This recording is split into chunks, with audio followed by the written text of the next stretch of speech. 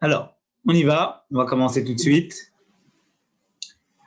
Est-ce que la page s'affiche bien à l'écran? Tout le monde la voit? Oui? Alors, on va pouvoir commencer. L'objectif de ce soir, c'est avant tout de trouver un point commun entre la paracha de la semaine, la paracha de Vayeshev, et la fête de Hanouka. Et oui, parce que la fête de Hanouka, elle approche à grands pas. C'est bien de parler de Hanouka quand Hanouka commence, mais c'est encore mieux de se préparer à cette fête-là. C'est pas Miket, généralement, qui est plus en gros. Des fois Vayeshev, des fois Miket, ça dépend. Ça dépend des semaines. Ça dépend. Parfois, il y a 2 Shabbatot dans Hanouka, donc automatiquement, ça concerne 2 Shabbatot. En tout cas, cette année, il n'y en aura qu'un seul. C'est le Shabbat à venir, donc Shabbat Vayeshev. Et donc, vu que Shabbat Vayeshev sera Shabbat Hanouka, il faut qu'on trouve un point entre ces 2 événements. Rien n'est au hasard dans la Torah, dans la vie. Le calendrier est étroitement lié avec la vie que nous vivons, et donc il y a un enseignement commun que nous pouvons tirer entre la parashat Vayeshev et en même temps ce que nous sommes en train de vivre, Hanouka qui approche. Vous allez voir qu'il y a dans la paracha de la semaine, au début, une histoire qui est assez surprenante. Cette histoire, elle va nous mener à nous questionner pas uniquement sur les choix qui ont été pris par Yosef Hatzadik dans son rapport avec son père, Yaakov Avinu, mais beaucoup plus sur, je dirais, une façon globale de percevoir de quelle façon pouvons-nous ou devons-nous sanctifier, donner notre vie pour Akadosh Baruch Hu, pour Dieu. C'est lié avec un cours qu'on avait fait il n'y a pas quelques mois sur les lois du fondement de la Torah. Nous étions en train de parler de la sanctification du nom de Dieu. Avons-nous dans tous les cas le droit de pouvoir sanctifier, d'accord, donner notre vie pour Akadosh Baruch Hu? Est-ce qu'il y a des restrictions? Est-ce qu'il y a des conditions? Donc, ce sujet-là, il va nous créer un pont entre la paracha de la semaine et la fête de Hanouka. Je vous propose de commencer tout de suite. Vous voyez dans la référence 1, on est en train d'expliquer l'histoire, d'accord, qui va retenir toute notre attention de la paracha de la semaine. Israël dit à Yosef, on parle de Yaakov qui dit donc à son fils Yosef, tes frères font paître les troupeaux à Shrem. Vous savez déjà qu'il y a quand même un préambule à tout ça. C'est de se rappeler que Yosef était le fils aîné de Rachel, d'accord, que Rachel est décédée dans la paracha de la semaine dernière, que Yaakov a un attachement particulier avec Yosef, il lui donne Ketonet Passim, il lui donne une tunique, d'accord, qui est magnifique, et on peut considérer que ses frères, les aînés, eh bien, le jalousent entre guillemets un petit peu. Donc il y a une relation, d'accord, je dirais de concurrence, en fait, dans l'attachement qu'ils ont à leur père, entre Yosef et les autres frères. Et à partir de là, l'histoire qu'on va raconter, elle est la conséquence un petit peu de ce qui va se passer. Vous savez très bien, oui. Donc on va dire des questions. Fort par contre, vous entendez bien. Vous avez on peut dire que ses frères étaient jaloux. Mais on n'a pas besoin de dire, c'est marqué dans la Torah qu'ils étaient jaloux. Oui. Alors, mais vous savez, c'est aussi marqué dans la Torah, le terme de jalousie, d'accord? Il est aussi bien expliqué dans la mesure où il faut savoir dans quel cadre on a le droit ou on n'a pas le droit d'être jaloux. Être jaloux de quelqu'un qui gagne plus que nous, c'est un problème, c'est marqué dans les 10 commandements. Tu ne peux pas convoiter les biens de ton prochain. Mais désirer ce que l'autre a. Mais non, il faut savoir. On a tous envie d'être millionnaire. Bien sûr, mais l'idée d'être millionnaire, c'est pas de vouloir ce que l'autre est là. D'être millionnaire, c'est demander à Dieu qu'il nous fasse millionnaire. Tu ne rentres pas dans la comparaison avec les autres. Tu te dis, moi, je veux quelque chose. Mais pas ça, du bon la comparaison. Exactement. Dans quel cas Tu vois un mec avec un yacht, tu vois un yacht. Ah, mais c'est pas dans ce cadre-là que je parlais. Je parlais pas. tout pour avoir mon yacht. Non, pas dans le cadre du yacht. Dans le cadre où, justement, on voit quelqu'un qui est érudit, qui a des bonnes midotes, qui se concentre dans la tefila et on l'envie. Alors, dans ce cadre-là, oui, alors ça s'appelle de la jalousie. Est-ce qu'on a le droit de le faire? Oui, au contraire. C'est marqué dans la Yom Yom que lorsqu'on cherche à se comparer à quelqu'un, on se compare spirituellement parlant à quelqu'un qui se trouve plus haut que soi. Donc, justement, on voit bien que dans un certain cadre, c'est possible. Quand je vous dis que la relation entre Yosef et ses frères est une relation de jalousie, quand on voit quelqu'un, d'accord, qui est spirituellement plus haut que nous, est-ce qu'on a le droit de vouloir atteindre son niveau? C'est une comparaison. Donc, c'est atteindre son niveau. Est-ce qu'on a le droit de le faire? Oui. C'est pour ça que j'ai dit que c'est nuancé. Le terme de jalousie est nuancé. Et tout ce qu'ils ont fait après, c'est nuancé aussi. Le fait qu'ils ont vendu les frères, etc., le fait qu'ils l'ont vendu, etc., est-ce qu'ils avaient le droit, est-ce qu'ils pouvaient, est-ce qu'ils ne pouvaient pas, tout ça c'est nuancé.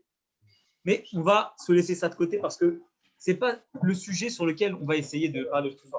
C'est intéressant, mais on va prendre un autre point de l'histoire. Donc il lui dit à tes frères ils font paître le troupeau, ils sont à Shrem, ok, très très bien, et il dit, va voir comment ils se portent, comment se porte le bétail, comment se portent tes frères, et reviens me dire des nouvelles. Qu'est-ce qu'il fait Yosef? Il va dans la vallée de Hebron, d'accord? Et Yosef, donc Yaakov re-rentre dans la vallée de Hebron, et Yosef, il va à Shrem. Sur le chemin, il rencontre un homme qui est dans la campagne. Et l'homme dit à Yosef, qu'est-ce que tu cherches? Il dit, je suis à la recherche de mes frères. Il dit, est-ce que tu peux me dire peut-être où est-ce que tu les as vus? Où est-ce qu'on paître le bétail? Et l'homme, il dit, je les ai vus partir d'ici, parce que je les ai entendus dire, allons à Dothan. Donc, ils sont allés certainement vers Dothan. Et Yosef, qu'est-ce qu'il a fait? Il a suivi les conseils de ce monsieur qui avait entendu ses frères parler, et il est allé en direction de Dothan. Très, très bien. Et qu'est-ce qui se passe après? Vous connaissez la suite de l'histoire. Il arrive là-bas, ses frères le voient, ils disent on va le tuer, après ils disent on va le mettre dans un puits, Reuven va le mettre dans un puits. Finalement, ils le font sortir du puits, ils le vendent à des marchands, et ils abattent une bête, ils mettent du sang sur la tunique, ils amènent à son père, à Yaakov, la tunique, ils disent voilà, il y a une bête sauvage qui a dévoré Yosef. Et son père a commencé à s'endeuiller de la mort de Yosef. Donc, je le dis très simplement, mais vous imaginez bien que la conséquence de tout ce qui s'est passé, le fait que Yaakov ait envoyé Yosef rendre visite à ses frères, le fait que Yosef, d'accord, lorsqu'il est arrivé et qu'il a rendu visite à ses frères, il croise une personne, et cette personne lui dit non, il faut dans cette direction-là, et qu'il suit ces personnes-là, et qu'il va en direction de là-bas. Alors, tous ces événements-là, on parlait d'Ashgacha Pratit il n'y a pas très longtemps, de providence divine, c'est exactement ça. La providence divine, elle a fait, entre guillemets, que Yosef, il a failli être tué, il a failli être jeté dans un puits, etc., etc. Il a couru donc un danger mortel. Et donc, on peut se poser un certain nombre de questions. Déjà, tout d'abord, si Yaakov, il sait qu'il y a une relation de jalousie, de comparaison entre Yosef et ses frères, pourquoi il est en train d'envoyer Yosef à un endroit lointain sans que lui-même puisse avoir le contrôle de la situation? Si c'est là, il voit ce qui se passe. Il envoie loin et il lui dit, tu sais quoi, tu vas regarder ce qui est en train de se passer là-bas. Est-ce qu'il fait courir un risque à son fils? Ouais. Deuxièmement, admettons que ce n'est pas la faute de Yaakov et que Yaakov il voyait le positif chez son fils, et il voyait que son fils, justement, il allait avoir la capacité de pouvoir donner le meilleur et au contraire rétablir un climat de confiance.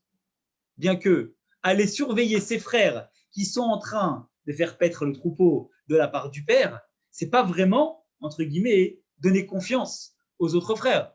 C'est au contraire vouloir, je dirais, augmenter encore plus le pouvoir que Yosef peut avoir sur les autres frères. Oui, on voit un frère dire papa, il m'a dit voir ce que vous faites. Là, ça renforce un peu plus la dualité. Mais là, lui, il a dit va à Shrem. Oui. Non. Pas à Dothan. D'accord. Il a dit vas-y. Donc, il avait dans son idée que mon fils va dans tel endroit, je sais la distance que c'est, je sais les risques qu'il y en a. Très bien. Si d'un coup, son fils. Tout à fait d'accord avec vous. Tout à fait d'accord avec vous. Très bien. Il n'empêche, même si c'est à côté, ce n'est pas dans l'endroit dans lequel lui se trouvait, et à ce moment-là, puisque ce n'était pas dans l'endroit dans lequel lui se trouvait, il n'empêche qu'il envoie quand même Yosef visiter ses frères, de la part du père. Donc, relation concurrence, Comme contrôleur. comme un contrôleur exactement de ce qui se passe. Ça arrange franchement pas les affaires de Yosef. Et effectivement, et cet événement important entre les deux, il s'arrête à un moment, il rencontre une personne et il lui dit où ils sont. Donc on a l'impression que finalement Dieu a fait en sorte justement qu'ils ne soient pas là. Pour éviter justement que Yosef il rentre en matière avec ses frères. Ils devaient être là, ils ne sont pas là. Ashgar Haprati, providence divine, ils ne sont pas là. Il y a quand même quelqu'un qui se trouve sur son chemin, à qui il demande où ils étaient, et Dieu a fait en sorte que cette personne, elle entende ce qui va se passer, parce que ce n'est pas évident d'entendre ce qui se passe. Quelle est la probabilité qu'il soit au moment où les frères aient été là et qu'ils aient parlé, qu'il a entendu la conversation et qu'ils sachent exactement où ils sont allés? La probabilité, elle est très infime. Et pourtant, c'est exactement ce qui s'est passé. Et au final, il va là-bas et il y a ce qui se passe. Donc on se dit, c'est quoi cette personne-là en travers du chemin? Est-ce que c'est vous? Est-ce que c'est pas vous? Est-ce que c'est Yosef qui allait trop loin? Donc, on voyait bien finalement que ce qui se passe dans cette histoire, c'est que Yosef, il se dirige tout droit vers un piège. Ses frères l'attendent, il se retrouve dans un endroit, il n'était pas loin, il va encore plus loin, il s'éloigne encore plus, sans contrôle de personne, dans un endroit où il n'y a que des bêtes et ses frères, le risque, il est majeur. Comment Yosef, lui-même, déjà, à la base, la question, elle est de savoir comment Yosef lui-même, il ne s'est pas douté, d'accord? Il n'a pas à relativiser en se disant, papa, ce n'est pas une bonne idée, peut-être envoie quelqu'un d'autre, m'envoie pas moi, parce que j'aille dans un endroit, c'est peut-être me mettre en danger. C'est peut-être entrer dans une situation de piège. Est-ce que c'est ce que je veux? Je ne sais pas. Avec la tunique, avec tout ça. Donc, c'est vraiment, la tunique, on va dire que c'est important, mais c'est surtout à la personne qu'ils en voulaient. Est-ce que Yosef se rendait-il compte, finalement, du piège vers lequel il se dirigeait en allant dans cette direction?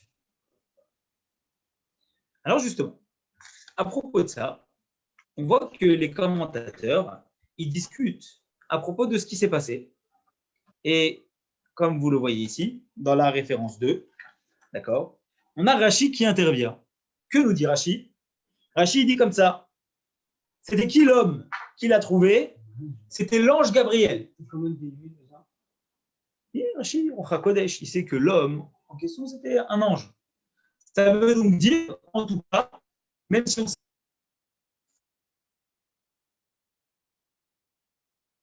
c'est qui valide le fait que tout ça, c'était voulu par Dieu. C'était un ange. L'ange savait qu'il avait vers l'homme. Ouais. Yosef. Il n'aurait pas pris Yosef. Exactement. Je ne sais pas où tes frères sont. Il n'y va pas. Mais pourtant, non seulement, maintenant on se rend compte que c'est un ange, ça veut dire qu'il a été missionné par Dieu. Mais en plus de ça, l'ange, il l'envoie dans le piège, on a l'impression. Ou du moins, il répond à la question de Yosef. Alors venez, honnêtement. Voilà. Alors venez, on regarde la suite.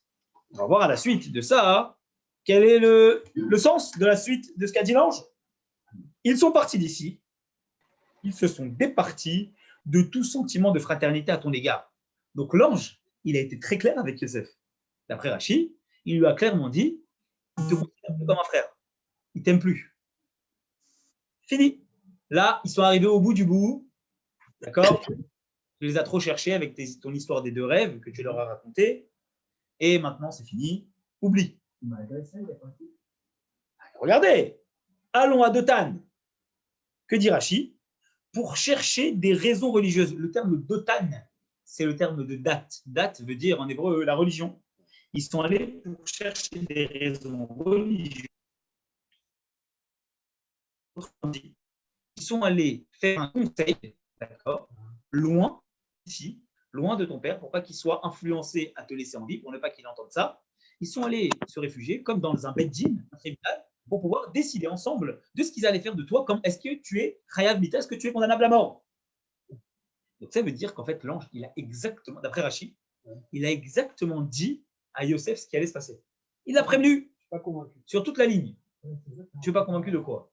Encore déduire que c'était l'ange Gabriel, ok. Mais comment ils sont partis d'ici, même Jacob qui est ok avec il y avait un lien particulier avec Hachem et tout ça, comment ils sont partis d'ici, il aurait pu déduire ça? Très simplement, le terme en hébreu de Nassou, voyager. On peut voyager de deux façons. On peut voyager physiquement parlant, ou on peut voyager des sentiments qu'on avait autrefois. Écoute, il n'y a rien de choquant, d'accord? C'est un terme que tu peux utiliser au sens figuré, d'accord? Il a voyagé. Où tu te trouves? Tu es dans les nuages? Quand tu dis dans les nuages, est-ce qu'on est en train de parler à un enfant en train de lui dire dans les nuages? On est en train de lui dire il est dans les nuages? Non, il est là, mais il n'est pas là. C'est la même chose. Ils ont voyagé, ils ne sont plus là. C'est-à-dire les sentiments avec lesquels tu les connaissais, ce n'est plus les sentiments actuels. Aujourd'hui, ils ont vrillé totalement. Ils sont dans un autre trip, les frères. Mais là, ils sont partis d'ici. Oui. Ils sont partis ici. Dans le contexte, c'est le sens simple.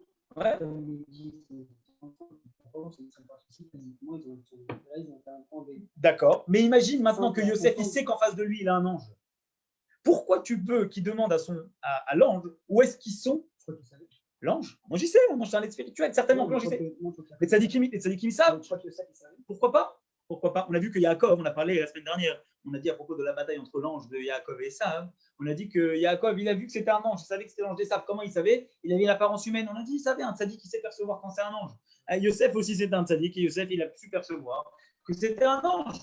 Donc, quand il lui dit oui, il n'est pas en train de dire où est-ce qu'ils sont physiquement, où est-ce qu'ils sont réellement. Comme l'histoire avec l'Admour Azaken, Rabbi Shneur Zalman, quand il y a quelqu'un qui est venu le voir, qui lui a dit pourquoi Dieu il dit à Adam, à Yeka, quand il était en prison, où te trouves-tu? À Yeka, où es-tu?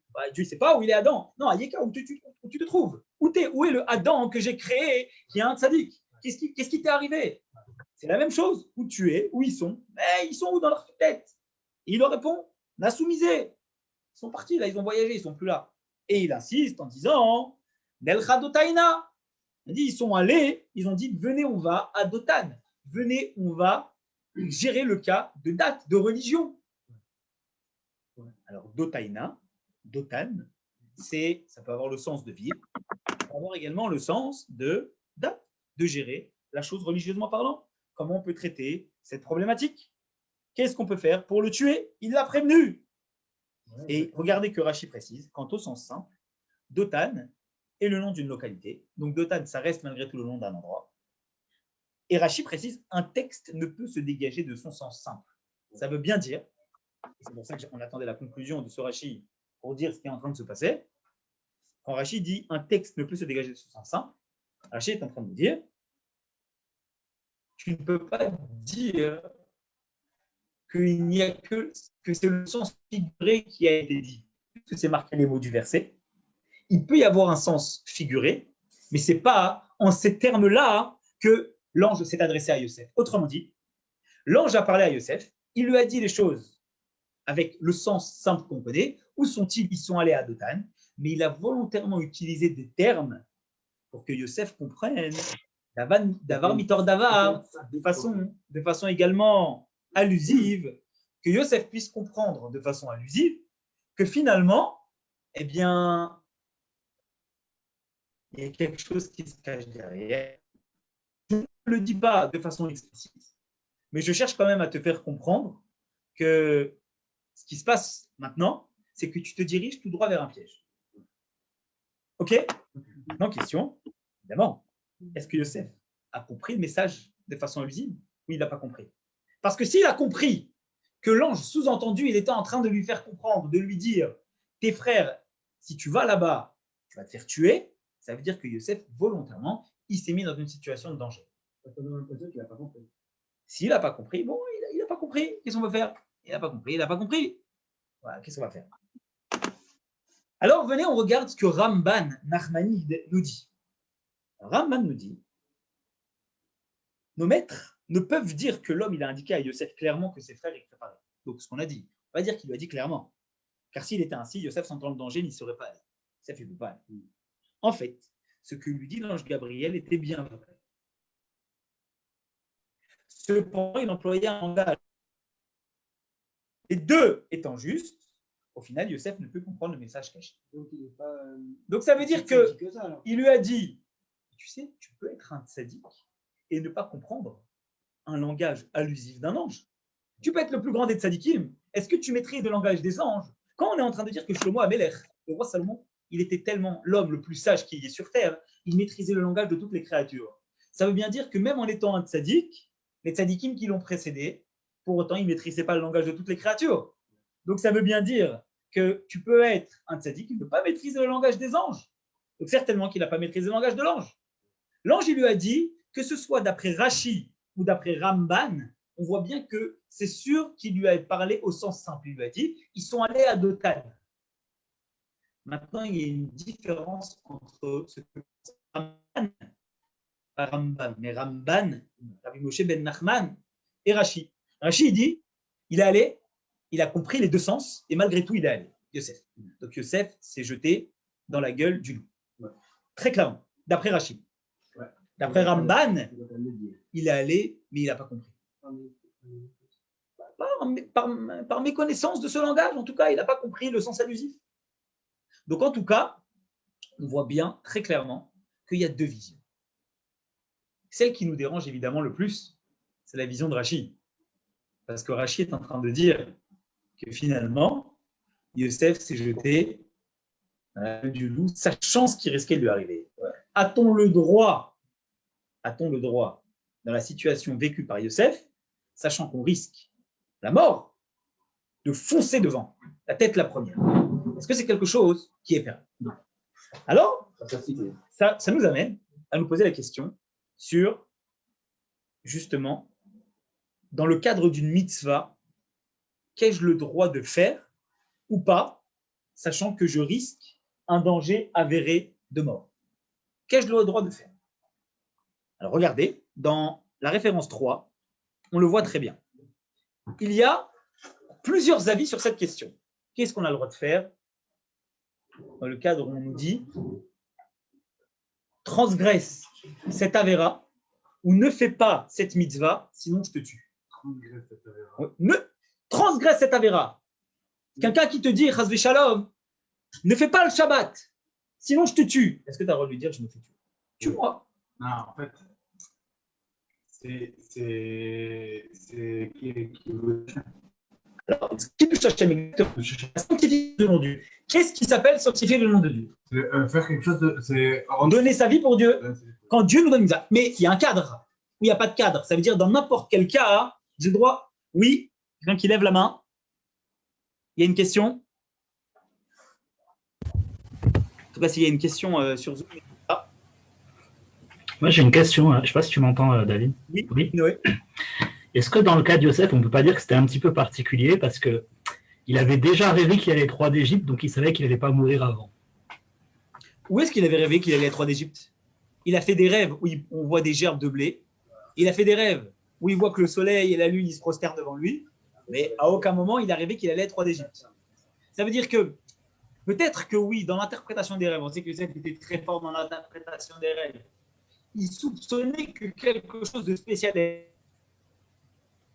Quand on te dit que quelque chose de spécial doit arriver, tu ne vas pas en direction, d'accord, de quelque chose, de la mort, en disant il doit m'arriver quelque chose de spécial. Donc là, je saisis l'occasion pour que cette chose qui m'arrive maintenant soit la chose spéciale. Non, c'est pas ça.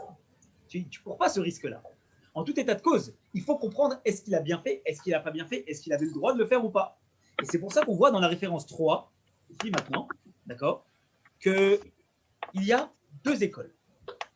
La première école, c'est l'école de la Gemara. Qu'est-ce que le Talmud nous dit à ce propos? Le Talmud nous dit, concernant tous les interdits de la Torah, si on dit à une personne, transgresse et tu ne seras pas mis à mort, d'accord, il transgressera plutôt que de se faire tuer.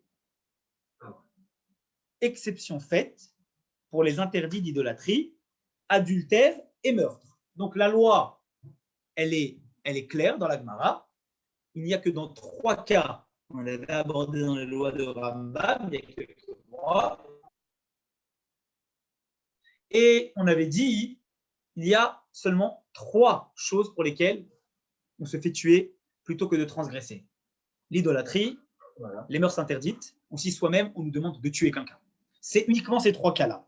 Mais la Gemara, elle nuance. Regardez ce qu'elle dit. Elle dit cependant, en cas de persécution, ça veut dire que si on est Shat Hashmed, ça veut dire qu'on est dans une situation où le peuple juif est oppressé avec des lois, une dictature qui lui impose de ne pas respecter la Torah, en général.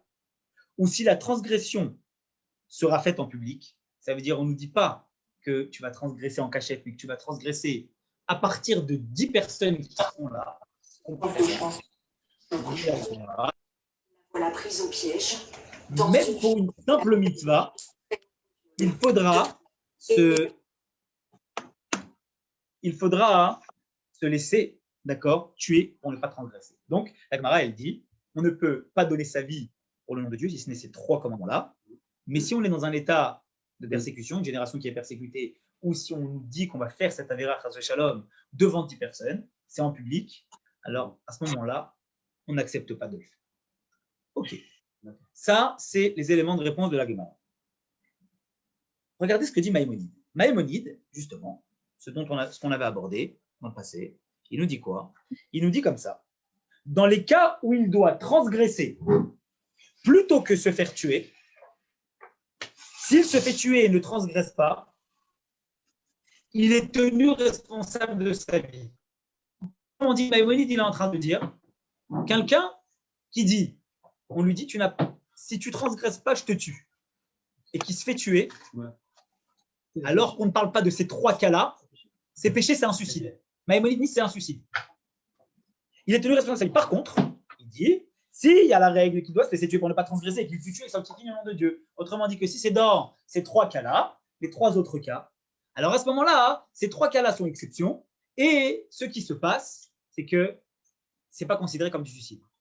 D'après Maïmonide, dans tous les autres cas où il n'y a pas 10 personnes, où il n'y a pas de persécution, d'accord, et qu'on lui demande de transgresser une mitzvah, s'il préfère dire je me tue et je ne la transgresse pas, c'est du suicide. C'est du suicide. Ouais. Donc, ça, c'est... Voilà. Et le Tosfot, donc Mara Bodazara, qu'est-ce qu'il dit? Il dit s'il est prendre sur soi de ne pas transgresser même les autres mitzvot, en plus des 3 interdites, il en a le droit. Autrement dit, il y a une discussion entre Tosfot, les Tosafot, et Rambam. Rambam dit, dans toutes les mitzvot, si on donne sa vie, à part les 3, on n'avait pas le droit de la donner, et ça s'appelle du suicide. Tosfot dit juste, le Tosfot, pour qu'on comprenne bien la comparaison, Tosfot dit, il a le droit, s'il en a envie, de donner sa vie pour toutes les mitzvot. Donc on voit bien, oui. Mais en soi, c'est beau, ça veut dire qu'il donne sa vie pour Dieu. Alors, on a le droit ou on n'a pas le droit? Une question, D'un côté, je dis, moi, c'est pas passer à soi, en soi. Il donne sa vie pour Dieu. Oui, Tu mais peux passer la Torah mais- avant ta vie. oui, mais la raison pour laquelle ce sont ces 3 commandements-là qui nous poussent à donner notre vie, c'est parce que les termes employés par le verset dans la Torah pour ces 3 choses-là, d'accord, nous dit qu'ils passent avant la vie. Autrement dit, et tu aimeras Hachem ton Dieu de tout ton être. Si tu fais de l'idolâtrie, c'est que tu n'aimes pas Hachem ton Dieu, et donc le verset ne tient pas, ton être ne tient pas. Ça, c'est pour la première chose. La deuxième chose, de tuer, si tu es capable de te laisser en vie pour tuer une autre âme, c'est que tu n'as pas la valeur de la vie. Donc, la valeur de ta vie, elle ne vaut pas plus que la valeur de quelqu'un d'autre. Voilà pourquoi tu dois donner ta vie. Troisième chose, les mœurs interdites, elles sont comparées à un homicide dans la Torah, dans les termes du Passouk. Donc, la vie, à la base, la vie passe avant, à part dans ces 3 choses où, justement, on est en train de dire que la vie n'existe, d'accord, que si ces mitzvot sont respectés. Si ces mitzvot-là, elles ne sont pas respectées, alors la vie passe après. Donc, en général, la vie, elle passe avant tout, à part pour ces 3 choses. Ça, c'est la vision de Rambam. Si tu transgresses s'il y a une autre mitzvah qu'on te demande de transgresser, Rambam, il dit, c'est du suicide si tu les transgresses. une question. Et si tu les transgresses, et Rambam et Tosfot, ils disent, tu as le droit. 2 visions. Une question, on parle du suicide là. Est-ce qui se suicide? Tu veux me demander est-ce que c'est une mitzvah? Est-ce que c'est une Attends, avera? Non, est-ce que c'est une avéra? Non. Bien sûr, malheureusement, c'est une avera. Voilà. Bien sûr. Mais donc, Suicide. mais c'est Hachem qui les pousse à se suicider. Non. Non. Non, c'est pas Hachem qui les pose. Oui, mais ça veut dire, mais Hachem il décide de l'heure de chacun, d'accord? Donc s'il a décidé qu'il allait mourir maintenant, il est mort maintenant. Mais même si Dieu il a décidé qu'il doit mourir maintenant, hein, qui est l'homme pour décider que c'est lui-même qui sera le moyen intermédiaire pour lui-même de causer sa mort? Peut-être que Dieu il a décidé que cette personne, c'est son moment, Mais ça ne veut pas dire que Dieu a décidé que c'est par son acte à lui qui doit en arriver là. Ça revient à se poser sur la question du libre arbitre. On va mettre ça de côté parce que c'est un vaste sujet. On a abordé la semaine dernière. Et non, mais c'est une bonne question. Il faut savoir, bien sûr. Et il faut savoir être vigilant encore à des signes qui évidents ou pas d'une personne qui est dans un état de dépression et qui risque de commettre des choses qu'il ne faut pas. Oui, il faut savoir alerter si on sent qu'une personne ne va pas. Donc oui, c'est quand même quelque chose d'important de dire cette chose.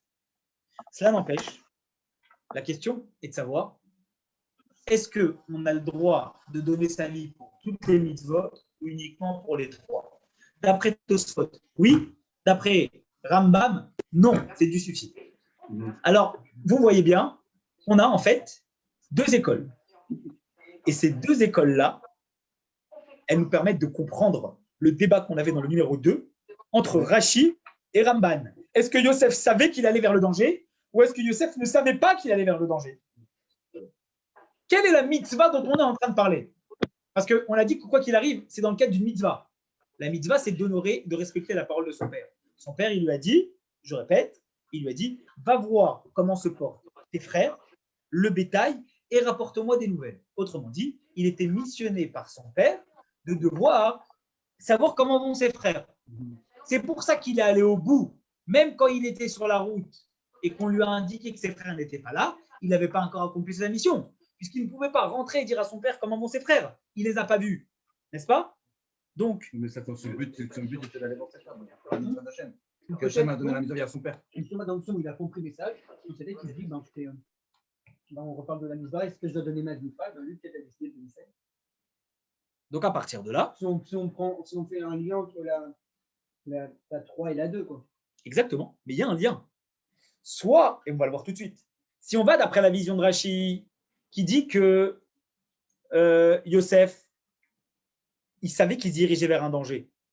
Ça valide ce que dit Tosfot, que Yosef s'apprêtait à faire la mitzvah de Kibud Avahem, de respecter la parole de son père. C'est une mitzvah comme une autre, mais puisqu'on a le droit pour toutes les mitzvahs de donner sa vie, il a été prêt à courir le danger pour donner sa vie et accomplir la mitzvah de Kibud Avahem, la mitzvah de Kibud Av, la mitzvah du respect de son père.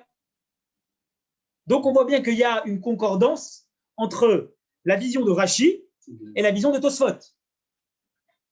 Le reste, Tosfot, c'est le petit-fils de Rashi.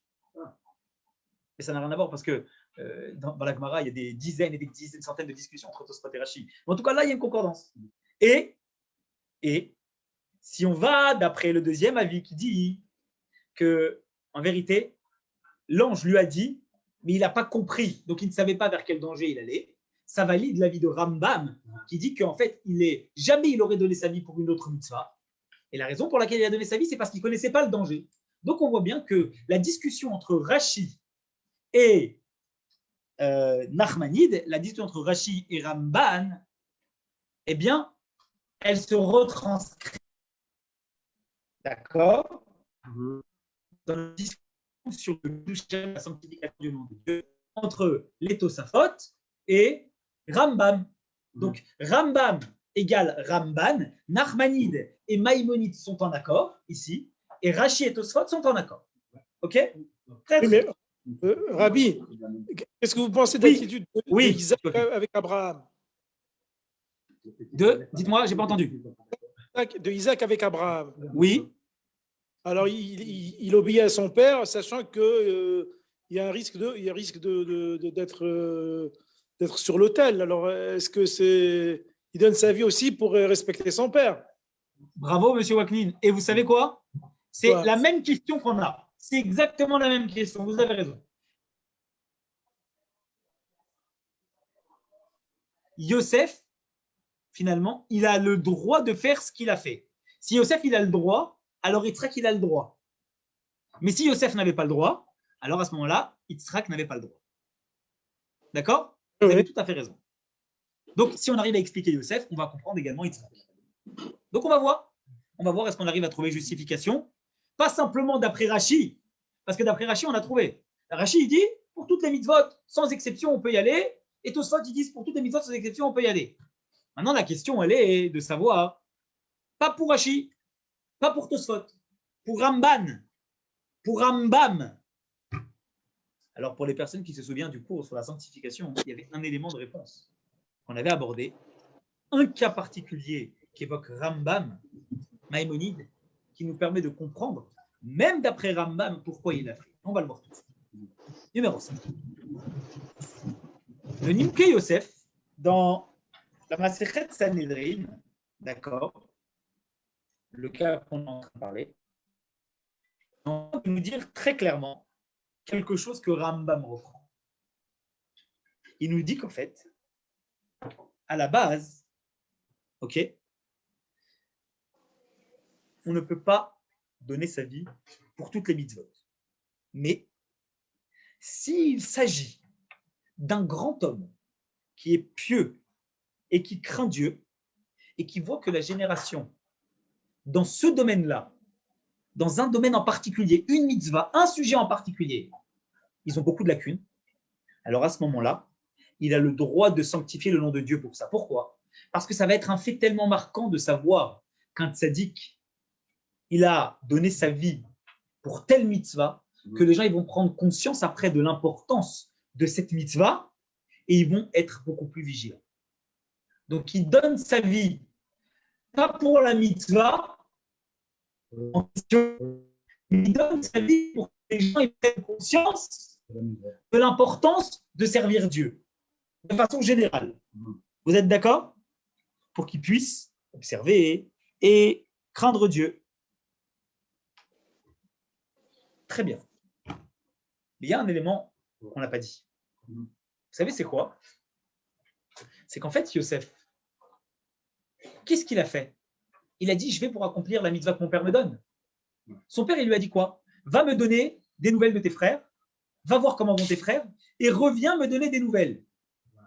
Mais s'il lui a dit, va voir comment ils vont, et me donner des nouvelles, comment Yosef peut-il prendre le risque d'aller en direction d'un danger, sachant que son père lui a dit, coûte que coûte dans sa mission, tu dois venir me redonner des nouvelles. Soit tu ne cours pas de danger, et à ce moment-là, tu pourras revenir me donner des nouvelles, et tu accompliras la mitzvah de Kibouda. Tu accompliras la mitzvah. Ça veut dire juste de savoir comment ils vont. Mais si tu n'es pas capable de venir me redonner des nouvelles, à ce moment-là, la mitzvah du respect de ton père, tu ne l'accomplis pas. Et à ce moment-là, la mitzvah en question que tu es censé accomplir, pour laquelle tu donnes ta vie, elle n'a pas lieu d'être. Parce que tu n'es même pas sûr de pouvoir accomplir cette mitzvah-là. Donc, comment peut-on dire finalement que Yosef il se dirige vers l'accomplissement d'une mitzvah, sachant que Yosef, en courant un danger, il n'est même pas sûr de pouvoir venir et accomplir la mitzvah, puisqu'il court un danger. Voilà pourquoi on a amené le Nimukei Yosef il y a quelques minutes. Parce que le Nimukei Yosef, et c'est exactement également ce que cite Rambam, il dit que le cadre de la mitzvah, ce n'est pas nécessairement la mitzvah en question. Quand un tzaddik, il va et il donne sa vie, il ne donne pas sa vie pour cette mitzvah-là. Il donne sa vie pour que le peuple juif, il sanctifie dans sa globalité le nom de Dieu. Il fait en sorte que le peuple juif puisse voir à quel point il faut être capable de se donner pour l'accomplissement des mitzvahs, et en particulier cette mitzvah-là. Ça veut donc dire quoi ? Ça veut donc dire que le cas de figure de Yosef, pas simplement d'après Rashi et Tosfot, mais même d'après Ramban et Rambam, c'est valide. Et on peut accepter le fait que Yosef ait donné sa vie pour accomplir la mitzvah, d'accord, pour en tout cas aller courir ce danger-là. Parce qu'en fait, Yosef, quand il est en train de le faire, quand Yosef il est en train de le faire, il n'est pas en train de le faire pour accomplir la mitzvah de Kibouda, accomplir le respect de son père, parce qu'il n'est même pas sûr de pouvoir l'accomplir si on lui pose un dommage. Il le fait dans le cadre d'un tzaddik qui donne sa vie, qui prend le risque de perdre sa vie pour que justement les gens accomplissent les mitzvot. Et cette mitzvah en particulier. Pourquoi ? Parce qu'imaginez, Yosef, d'accord, il serait mort, chas v'shalom. Les frères qui entendent par la suite que la seule raison pour laquelle Yosef s'est retrouvé dans cette situation, ou les gens qui entendent par la suite que Yosef il a donné sa vie, pourquoi ? Pour respecter le nom de Dieu, ils ne vont pas se dire qu'il n'avait pas le droit de le faire. Ils vont se dire, vous vous rendez compte, un tzaddik pareil, qu'est-ce qu'il est capable de faire ? alors qu'il n'en a pas l'obligation, il a été capable de donner sa vie pour le respect des parents. Et ils vont être beaucoup plus vigilants avec justement le respect des parents. Et pourquoi Yosef voyait dans cette génération-là un manque de respect de ses parents? Il voyait très bien comment ses frères se comportaient avec le père. À partir du moment, et c'est très... Écoutez ce qu'on est en train de dire, vous allez voir. À partir du moment où on est en train de dire, d'accord, qu'une personne sent de la jalousie parce que son père, on a l'impression qu'il accorde plus d'importance à un autre enfant qu'à soi-même. Qu'est-ce qui se passe? Il y a deux façons de voir la chose. C'est légitime qu'un enfant il pense qu'une personne, un autre frère, il est plus aimé que soi-même, donc il va se plaindre de ça. Ou deuxième façon de voir, le respect du père. C'est pas juste de respecter quand on est devant. Le respect du père, c'est d'accepter les sentiments que le père il a. Et si on voit que le père, il accorde peut-être plus d'importance à un enfant, ça rentre dans la mitzvah de Kibboud Av, du respect des parents, que de ne pas chercher à jalouser l'autre frère. Parce que si je jalouse l'autre frère, j'invalide, entre guillemets, dans mon cœur, les sentiments de mon père. Et à ce moment-là, je manque dans l'accomplissement de la mitzvah du respect des parents. Et donc, Yosef, voyant que il le jalousait parce que le père l'aimait plus lui, il voyait donc que s'il le jalousait, c'est qu'eux, ils ne respectaient pas comme il faut la mitzvah de respect des parents. Parce que si vraiment ils respectaient cette mitzvah, qu'est-ce qui se passe? Ils acceptent. Mais s'ils n'acceptent pas, c'est qu'ils ne respectent pas. Voilà pourquoi Yosef, pour cette mitzvah-là, en tant que tzaddik, il avait le droit de donner sa vie. Parce qu'un tzaddik, quand il voit que la génération en question, elle manque dans le respect d'une mitzvah, même si ce n'est pas ces trois mitzvot-là, il a le droit de donner sa vie pour cette mitzvah. Voilà ce qui valide ce que Yosef a fait dans cet accomplissement-là. Vous êtes d'accord? On a compris la distinction à la base, à l'origine, entre l'histoire évoquée par Nachmanide et l'histoire évoquée par Rashi. Comment il y a une concordance entre les avis de Ramban et les avis de Rashi et Tosfot, et comment le Nimouké Yosef vient nous amener ce que dit la Gemara et qui est validé par Rambam, que dans le cas d'un tzaddik, s'il voit qu'il y a un problème sur cette mitzvah dans la génération, il a le droit de le faire.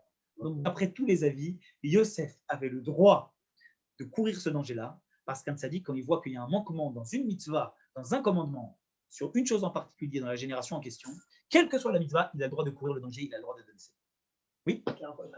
Alors maintenant, on a dit tout à l'heure qu'il y avait un rapport avec Hanouka. Alors maintenant, on va expliquer ensemble le rapport avec Hanouka. Est-ce que dans l'histoire de Hanouka, on a un événement semblable? Alors, pour vous rappeler, numéro 6, on est au 6e référence. Regardez.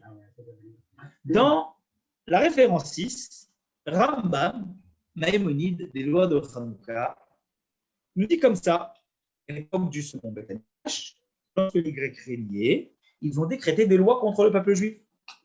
Ils visaient à annuler la loi. Autrement dit, ils empêchaient le peuple juif d'accomplir la Torah. 3 mitzvot en particulier, la mitzvah de Mila, la mitzvah d'étude de la Torah et la mitzvah du Shabbat. Ce sont les 3 mitzvot qui les empêchaient d'accomplir. Ils ne les laissaient pas accomplir la Torah, ils mettaient la main sur leurs biens et leurs filles, ils sont entrés dans le Beth Amikdash et qu'est-ce qu'ils ont fait? Ils ont souillé ce qui était pur. Et qu'est-ce qui s'est passé? Il y a une armée qui est venue, les Hashmonaïm, exactement, les Maccabim. Ils ont fait quoi?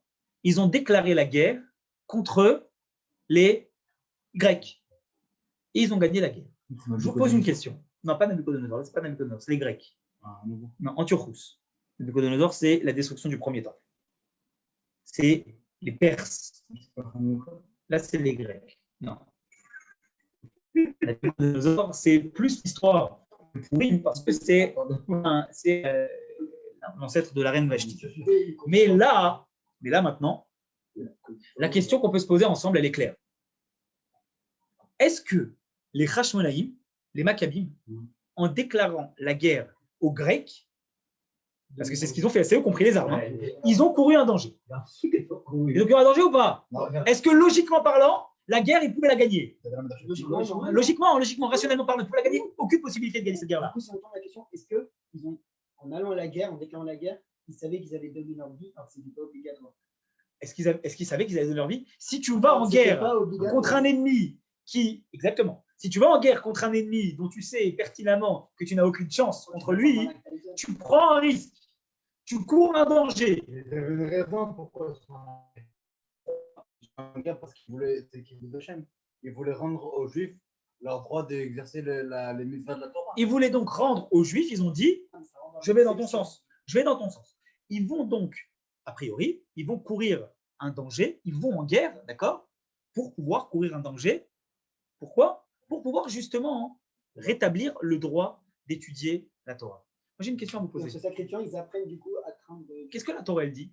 La Torah, elle dit, si on te dit, je te tue, si tu n'accomplis pas, là, tu as le droit de donner ta vie. C'est ça le cadre. Le cadre, c'est pas, toi, tu vas aller chercher la guerre contre quelqu'un pour courir le danger. Oui, mais ça rentre dans l'exception. Le cadre, évidemment, le cadre, à l'origine, si on n'a pas fait ce qu'on a fait avant, la question, on se la pose. On se dit, si on n'a pas vu l'histoire de Yosef, on se dit, il y a un problème. Les Hashmonaïm. Si les Grecs leur avaient dit, je reprends, les Grecs leur avaient dit, pour toutes les mitzvot, d'accord? Toutes les mitzvot. Vous savez quoi? Si vous accomplissez ces mitzvot-là, on vous tue. Qu'est-ce qui se passe? À ce moment-là, ils ont le droit. Ils ont le droit. Pourquoi? De quel cadre ils ont le droit? Chez Atashmed, ils étaient persécutés. On l'a dit. Quand on est persécuté, on a le droit. D'accord? Très, très bien. Mais le problème dans cette histoire, c'est pas ça. Le problème, c'est pas qu'on leur a dit, si tu fais pas, je te tue. On leur a dit, tu fais pas. On leur a pas dit, c'est marqué nulle part qu'on leur a dit, on vous tue. Eux, qu'est-ce qu'ils ont fait? À la base, puisqu'on leur a pas dit, on vous tue si vous ne faites pas, ils n'avaient pas le droit, à l'origine, de manquer à l'accomplissement de cette mitzvah de ne rien faire. À la base, puisqu'on ne leur a pas dit « je te tue si tu ne fais pas », ils ne rentraient pas dans le cadre de la sanctification du nom de Dieu, et donc ils n'avaient pas le droit de transgresser. Mais ce n'est pas juste ça qu'ils ont transgressé. Qu'est-ce qu'ils ont fait? Ce n'est pas juste ils ont dit « on reste patiemment, on attend ce qui se passe ». C'est qu'eux-mêmes, ils ont pris les armes, et eux-mêmes, ils sont allés faire la guerre. Ça veut dire qu'ils se sont volontairement, comme l'histoire de Yosef, exactement comme ils se sont mis en danger, comme l'histoire de Yosef, en allant, en prenant les armes, en affrontant une armée énorme. Comment ils ont pu faire ça? C'est une folie. Ils n'ont pas le droit de faire ça. De quel droit? Qu'est-ce qui justifie ce qu'ils ont fait? Alors, comme l'histoire de Yosef, on va avoir la réponse dans le Hanerot Halalou. Le Hanerot Halalou qu'on va dire jeudi soir en chantant Bezrat Hashem quand la fête de Hanouka va commencer. Et dans le Hanerot Halalou, on dit Hanerot Halalou Anu Madliki, à la référence 7. J'ai volontairement sauté la fin du 6 parce qu'on va le reprendre après. Ces bougies-là que nous allumons pour les sauvetages, les miracles, les merveilles que tu as fait à nos ancêtres. Et regardez ce qui est marqué après. Aliéde Kohanecha Akedoshim. Par tes Kohanecha, par tes prêtres qui sont saints. Question simple qu'on va se poser. Pourquoi il est écrit tes prêtres qui sont saints? Le prêtre est sanctifié à l'origine par Dieu. Puisque le prêtre est sanctifié par Dieu, à ce moment-là, c'est une répétition que de dire tes prêtres saints. Tes prêtres, Alidei Kohanecha, par tes prêtres. Pourquoi dans la Hanerot Halalou qu'on lit chaque année et chaque soir de Hanouka, on dit Alidei Kohanecha, Gdoshim, et on ne se pose pas la question, pourquoi on est en train de parler des prêtres qui sont saints? Et qui sont les prêtres de Dieu? Kohanim, qui ont gagné la guerre, les Hashmonaïm. Les Hashmonaïm, c'était des Kohanim. Elle est trop poussée. L'explication est trop poussée. Alors, tu veux la tenter? Moi, je pense que, comme on a parlé de la mise à donner celle tout ça, Oui. on a parlé de l'exception pour les vies, tu vois. Et du coup, l'exception, c'est toi, tu es saint par rapport aux autres, la génération qui est dépravée. Du coup, tu es pas la crainte de Dieu. Du coup, comme ils ont donné leur vie, ils ont appliqué l'exception, quoi. Et ben, du coup, face à mes yeux, ils sont saints. C'est presque ça. C'est presque ça. En fait, si on ne te dit pas à l'idée Kohanecha Gdoshim, on ne te dit pas que les prêtres ils sont saints, il y a un problème. Parce que tant qu'on ne dit pas que ces prêtres, ils ont un statut particulier, alors à ce moment-là, les prêtres, les Hashmonaïm, qui étaient des Kohanim, c'était des Kohanim. Les Maccabim étaient des Kohanim. Ils n'ont pas le droit de se mettre en danger et de mener une guerre. Ah, à des personnes de se mettre en danger, quel que soit le cas de figure, c'est dans le cas où c'est un tzaddik. C'est quelqu'un qui est saint. Et là, maintenant, on arrive à comprendre pourquoi le Hanerot Halalou, il nous précise à l'idée Kohanecha Kedoshim. Parce que le fait qu'on dise que ce n'est pas juste des prêtres, mais c'est des prêtres qui sont saints, il vient nous dire le Hanerot Halalou qu'en fait, ces Kohanim-là, ce n'est pas des Kohanim banals. Ce sont des Kohanim qui sont saints. Ce sont des tzadikim. Et donc, puisque c'est des tzadikim, pas simplement qui doivent attendre qu'on leur dise on va vous tuer si vous accomplissez pas les mitzvot, mais quel que soit le cas de figure, comme ce sont des tzadikim, ils ont le droit même de prendre les armes, au-delà même de la logique, pour pouvoir montrer à la génération qu'on atteint au Torah et aux mitzvot. On ne se laisse pas faire et on y va et on rentre dedans. Mais ça, que quand on est des tzadikim. Et c'est pour ça que la Hanerot Halalou, il précise que ce sont des tzadikim. Parce que si on ne sait pas que c'est des tzadikim, ils n'ont pas le droit de le faire d'après tous les avis. Et comme maintenant on dit que c'est des tzadikim, on comprend beaucoup plus le sens de l'idée Kohanecha Kedoshim. On dit dans la Hanerot Halalou qu'en vérité, eh bien, il y a tout dedans, tout est là. Et c'est pour ça qu'ils l'ont. À partir de là, on peut comprendre quelque chose de très fort. On peut comprendre, vous savez, dans le Hanerot, dans le Halanissim qu'on dit, dans la prière de l'Halanissim qu'on dit dans la Hamida, le jour de Hanouka, on dit quelque chose de très fort. On dit les Ashkicham Toratecha. Ils ont voulu nous faire oublier ta Torah. Ta Torah. Pourquoi pas les Ashkicham à Torah? Faire oublier la Torah. On s'adresse à Dieu. Oui, on s'adresse à Dieu. La Torah, tout le monde sait qu'elle vient de Dieu. Pourquoi dans le Halanissim on dit les Ashkicham Toratecha? Et maintenant on va comprendre. C'est pour renforcer qu'on part à la guerre pour la Torah, mais que la Torah est associée à Dieu. Donc ta Torah. Mais tu dis la Torah, tu sais qu'elle est associée à Dieu. Tu n'as pas besoin de dire ta Torah à Dieu pour comprendre qu'elle est associée à Dieu.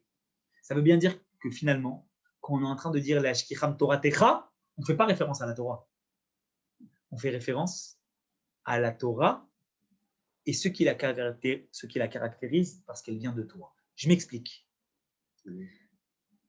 Le problème principal des Grecs n'était pas que les Juifs accomplissent la Torah. Ils n'avaient aucun problème. Accomplissez la Torah. Les Grecs, ils ont dit on a un seul problème. Dans la Torah, il y a des décrets qui ne reposent pas sur la logique. Il y a des choses que Dieu vous a demandé de faire qui ne reposent pas sur la logique. Ça, non. Toutes les choses qui sont logiques, toutes les choses qui ont une explication, faites-les avec grand plaisir. Mais les choses, par contre, qui ne dépendent pas de la logique, ça, on n'accepte pas. Les Ashkicham Torah Techa, faire oublier ta Torah, ça veut dire ce qui nous gêne. Ce n'est pas la Torah. C'est le fait que la Torah, elle vienne de toi, Kadosh Baruch Hu. Ou les Aviram Michouké Retzonecha. Que veut dire Chouké? Choukim veut dire les décrets. Vous savez que les Mishpatim, ce sont les lois qui sont logiques. Que les Eduyot, ce sont les témoignages, les mitzvot qu'on accomplit en témoignage de ce qui s'est passé, ce qu'ont vécu nos ancêtres. Et les Choukim, ce sont les lois qui sont les décrets, qui ne dépendent pas de la logique. On ne sait même pas pourquoi, on les fait parce que Dieu nous demande. C'est ça qui les gêne. Qu'on fasse quelque chose parce qu'on le comprend avec plaisir. Mais que tu fasses quelque chose parce que uniquement Dieu t'a demandé, Torah Techa, ta Torah Dieu, ça c'est gênant. Et là, c'est parce que c'est là-dedans qu'ils sentaient vraiment les Grecs sentaient la présence de Dieu. Évidemment, évidemment. Et c'est pour ça qu'on est en train de dire que justement, c'est pas que les Choukim, les décrets que tu ne connais pas, dont tu ne connais pas l'explication, tu as le droit de les faire sans raison. Ça, c'est facile de le faire sans raison parce que de toute façon, on ne connaît pas la raison. Le plus dur, c'est de faire même les choses dont on connaît l'explication et qui dépendent de la logique sans raison. Quand on est capable de dire « je respecte mes parents », pas parce que c'est logique de respecter ses parents, mais parce que Dieu m'a demandé, alors à ce moment-là, on prend la pleine valeur de la mitzvah qu'on accomplit. Autrement dit, toutes les mitzvot, on doit les accomplir, pas parce que la logique nous donne la possibilité de le faire, mais uniquement parce que Dieu nous demande. Qu'on les comprenne, qu'on ne les comprenne pas, on les accomplit toutes parce que Dieu nous demande de le faire. Et c'est ça qui nous permet de créer le pont entre les deux. Parce que justement, la raison qui a fait que les Hashmonaïm, ils sont allés au-delà de la logique mener une guerre, c'est parce que justement, les Grecs, ils voulaient que la logique, elle soit le principe sur lequel le monde se repose. Pour tout le monde, y compris les Juifs. Les Hashmonaïm, ils ont dit quoi? Vous voulez faire en sorte et nous imposer que ce qui compte, c'est uniquement le caractère rationnel. Sachez que les Juifs, liés à Dieu, qui est irrationnel, qui est surnaturel, eh bien nous, on a aussi un devoir d'accomplissement des choses de façon surnaturelle. Et s'il faut, on va mener une guerre au-delà de la logique, une guerre surnaturelle pour pouvoir justement être en mesure de briser ce que vous êtes en train d'essayer de nous faire faire, de vouloir faire reposer l'accomplissement de ce qu'on fait uniquement sur la logique. On a le droit, on est un tzaddik, de donner sa vie, d'accord, quand on voit qu'il y a une mitzvah qui n'est pas respectée. Parce que quand on voit qu'il y a une mitzvah qui n'est pas respectée, ça veut dire que les êtres humains, ils ne lient pas cette mitzvah à Dieu. Si c'est logique, alors c'est logique de le faire. Et en général, quand on ne fait pas quelque chose, c'est parce que ce n'est pas logique. Ah, ça te gêne, tu as raison, il y a le Yetzer Hara. On va dire que si tu es quelqu'un de sensé, ce qui en général est difficile pour toi dans ton accomplissement, en général, c'est quelque chose qui est au-delà de la logique. Ah, c'est au-delà de la logique. Puisque c'est au-delà de la logique, alors à ce moment-là, on dit au tzaddik, tu peux faire quelque chose au-delà de la logique pour pouvoir rétablir le fait qu'un juif, il se situe au-delà de la logique et d'être capable de vivre son service de Dieu et son accomplissement des mitzvot au-delà de la logique. Je termine parce qu'il me reste une minute et dans une minute, il y a des gens qui vont basculer sur Rambam et après je répondrai aux questions de gens qui veulent rester ou des gens qui sont ici. Alors à ce moment-là, eh bien, on va comprendre beaucoup plus comment un juif il doit vivre son accomplissement du service de Dieu. Un juif, il doit savoir que, quels que soient les événements qui lui arrivent dans sa vie, Israël, le peuple juif, la Torah et Dieu ne forment une seule chose, c'est un tritique. Si Dieu est surnaturel et que la Torah est intemporelle, puisqu'elle a dépassé les 2000 ans de la création du monde, c'est que le peuple juif ne repose pas sur la logique. Le peuple juif, il est irrationnel. Le problème, c'est le juif qui veut tout faire rentrer dans la rationalité des choses. Un juif ne peut pas réussir dans sa vie s'il fait tout rentrer dans la rationalité des choses. Parce que par essence, croire en Dieu, c'est évidemment fonder son service de Dieu sur l'irrationnel, le surnaturel. Si un juif veut mériter le surnaturel, il doit savoir que son service de Dieu il ne doit pas dépendre de la nature, il doit se situer au-delà de la nature. Et c'est dans cette voie-là que les Arachim ont obtient les miracles les plus surnaturels possibles. Mashiach est le troisième. Il est 21h, ceux qui doivent nous quitter, et je vous encourage à rentrer dans le cours de Rav Chalençon pour le cours de Rambam. Pour les autres qui ont des questions, je suis à votre disposition, je suis là. Oui, Rabbi. Je vous souhaite en tout cas une bonne soirée pour ceux qui nous quittent. Rabbi. Oui, M. Wakni. Est-ce que le miracle du Yam Souf est dans cette logique-là? Quand il dit traverser la mer, alors que bon, c'est illogique. Exactement. Alors qu'on n'a pas, c'est illogique. On n'a pas le Matan Torah encore. Exactement. Mais là aussi, on n'a pas le Matan Torah. Dans l'histoire de Yosef, on n'a pas le Matan Torah. Et dans l'histoire de Abraham et Yitzhak, on n'a pas le Matan Torah. Mais non quand plus. On a Dieu qui dit allez, voyager, alors il faut y aller. C'est tout. Et on est Nachshon Ben Aminadab, on a un tzaddik, on doit y aller. Il n'y a pas. Alors, on n'a pas dit que c'était facile. On a dit que c'est comme ça. Si on y croit, on n'a pas de miracle. Si un juif qui veut se limiter, alors à ce moment-là, Dieu il le limite. C'est comme ça. Si tu veux te faire croire à toi-même que tu es rationnel, alors tu ne vis que dans la rationalité. Mais si tu es capable de prendre conscience que tu ne dépends pas de la nature, que tu es au-delà parce que tu as un lien spécial avec Dieu, alors à ce moment-là, tu mérites des miracles qui sont au-delà de la nature. Mais tout dépend de la perception des choses. Merci beaucoup. Avec grand plaisir. Rav David, juste une question, juste rapidement. Parce que on vous attend de l'autre côté, messieurs. Hein mais je réponds à vos questions, mais on vous attend de l'autre côté. Tu es partout. Vite fait, Rav David, pourquoi, selon toi, les frères de Yosef ont été jaloux de lui? Pourquoi? Quelle est la raison?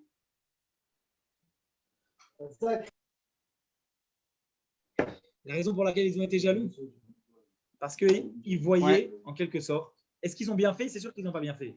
Les raisons, on va dire, si on cherche une raison pour expliquer ça, eh bien, on voit bien que Yaakov, il a consacré, d'accord, il a tout donné à son fils Yosef. Il a donné l'héritage en termes de part, la double part, c'est Yosef qui l'a eu, il l'a consacré. La preuve, c'est qu'il a eu 2 enfants et que ces 2 enfants sont considérés comme 2 tribus comme les autres. Donc, il a eu la double part dans l'héritage. Il lui a manifesté quelque chose de spécial parce que Rachel était la femme, évidemment, qu'il aimait par-dessus tout. Et donc, évidemment, il a donné tout au fils aîné de cette femme-là. Donc, si on veut trouver une raison rationnelle, il y avait tout. Est-ce qu'ils ont bien fait de le faire? Non, ils n'ont pas bien fait de le faire.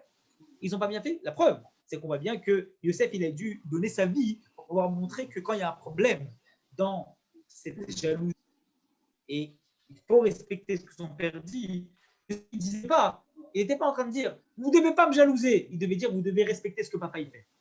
Moi, je ne suis pas dans les comptes de papa, et vous, vous n'êtes pas dans les comptes de papa.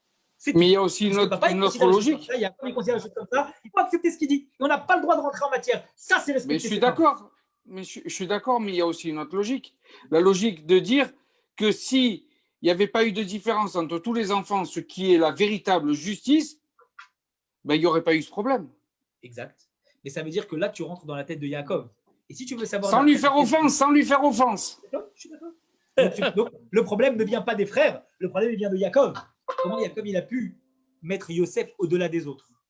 Alors, rationnellement et irrationnellement. Rationnellement parlant, Yosef, il l'a consacré, comme je t'ai dit, parce que c'était le fils aîné de la femme avec laquelle il était destiné à se marier. La première, Rachel. À partir de là, c'était lui qui avait la place de choix. C'est tout. Et dans la Torah, un père n'a pas le droit de déshériter ses enfants, mais il a le droit de consacrer à un enfant une part supplémentaire de l'héritage, même si ce n'est pas l'aîné. Donc, c'est validé, on a le droit. Pourquoi? Parce que peut-être qu'il voit dans ses caractéristiques des choses supplémentaires. Il y a des rébéim, d'accord? On voit bien que dans la Chalchelet de Chabad, les différents rébéim de Chabad, ce n'est pas à chaque fois l'aîné qui a hérité du statut de rabbi. Parfois, ça n'a pas été l'aîné qui a hérité du statut de rabbi. On voit bien, le troisième rabbi, le Tzemar Tzedek, n'est pas le fils du fils, c'était le petit-fils par la fille. Premier exemple. Et on le voit avec le rabbi Rachab et le rabbi Maharash, ce n'était pas le premier, c'était le dernier, le petit. Pourquoi? Mais parce que Yosef… Parce que toi et moi, on ne perçoit pas la logique de donner plus à quelqu'un. Mais si quelqu'un, on va dire qu'il y a plusieurs personnes dans un atelier, et on décide que l'un il va être manager et que l'autre ne va pas être manager. Pourquoi? Parce qu'on perçoit certainement, nous, chez lui, des aptitudes que les autres n'ont pas. Et puisqu'ils ont des aptitudes que les autres n'ont pas, alors à ce moment-là, on va leur transmettre plus de tâches, on va leur accorder une importance particulière. À partir de là, les autres, ils vont être jaloux? Oui, ils vont être jaloux. Pourquoi? Parce qu'on a donné plus à l'un et pas aux autres. Est-ce qu'ils ont raison d'être jaloux? Non. Pourquoi? Parce qu'ils ne sont pas à la place de la personne qui a pris la décision. Et qui Mais alors pourquoi Yosef doit passer par l'épreuve? Yaakov, quand il a consacré Yosef, il n'a pas consacré Yosef uniquement rationnellement parlant, je te donne une raison rationnelle, pour expliquer par la logique, uniquement parce que c'était le fils de sa préférée. Pas parce qu'il a vu chez Yosef des aptitudes, d'accord, qui étaient au-delà des autres frères. Et quand il a mis Yehuda au-dessus de Réhouven, c'est aussi parce qu'il a vu chez Yehuda des aptitudes que Réhouven n'avait pas. Donc à partir de là, les choses maintenant, elles sont claires. Et les choses, on les comprend. C'est clair et net. Bon, d'accord. Il faut passer de l'autre côté. La raison pour laquelle il a consacré Yosef, c'est parce qu'il a vu chez Yosef quelque chose que les autres n'avaient pas. Et il lui a pas, c'est pas qu'il lui a accordé plus de choses, c'est qu'il a voulu le consacrer et le mettre au-dessus des frères, parce qu'il avait une tâche importante à jouer dans l'état du Ham Israël. Et c'est pour ça qu'il a vu plus loin. On ne peut pas comprendre. C'est pour ça qu'il faut respecter la parole du père. Parce que le père, il sait pourquoi il fait la chose. Mais la partie où, Rav David, mais la partie où Yosef subit l'épreuve, après tout ça, la partie où il est emprisonné, où il est coincé, où il rentre dans l'épreuve, est-ce qu'à ce moment-là, on ne peut pas considérer que pour une part, Hachem n'était pas totalement d'accord avec ce favoritisme-là sur Yosef, même si on a bien compris que c'est quelqu'un qui avait des valeurs supplémentaires par rapport à ses frères? Pourquoi cette épreuve? Pourquoi pas tout de suite, il devient vice-roi d'Égypte et on montre à ses frères, non, vous avez eu tort, j'ai eu raison de lui donner la faveur parce qu'il avait des valeurs supplémentaires par rapport à vous. Et regardez, Hachem nous montre que tout de suite, il devient vice-roi d'Égypte par rapport à ses capacités supplémentaires. Non, lui, il passe par l'épreuve. Pourquoi cette épreuve? Tout simplement, Richard, parce que l'épreuve, elle nous renforce et elle nous construit. Yosef, il avait 17 ans au moment où il est arrivé. Il est arrivé là-bas. Yosef, le fait qu'il raconte les rêves, c'était peut-être une exagération de sa part et c'était peut-être dû à son immaturité qui était due à son âge. Admettons. Et donc, un homme, pour être renforcé, il a besoin de passer par des épreuves.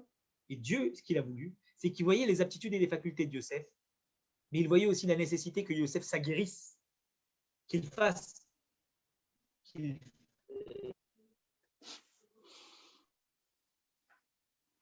à ce moment-là, Yosef deviendrait quelqu'un qui aurait dit et pourrait exploiter pleinement ses capacités.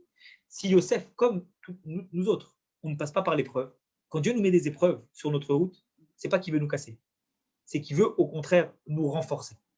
On ne va pas rentrer dans ce sujet-là parce que c'est un sujet qui est très, très Non, vaste. on doit arrêter, on doit arrêter. Sinon, on ne s'arrêterait pas. etc. On ne s'arrêterait pas. Mais voilà, mais il faut Ok. comprendre que les épreuves, elles sont là pour nous renforcer. Et on doit apprendre de nos épreuves. On doit essayer justement de passer au-delà. On a des forces pour passer au-delà. Je vous souhaite Tu m'as donné un bon argument. une très, très bonne soirée. Bessorot Tovot et une bonne soirée à tout le monde. Merci. Razak. Les guides, ils sont en train de donner, Razak, quand t'as laissé du poisson.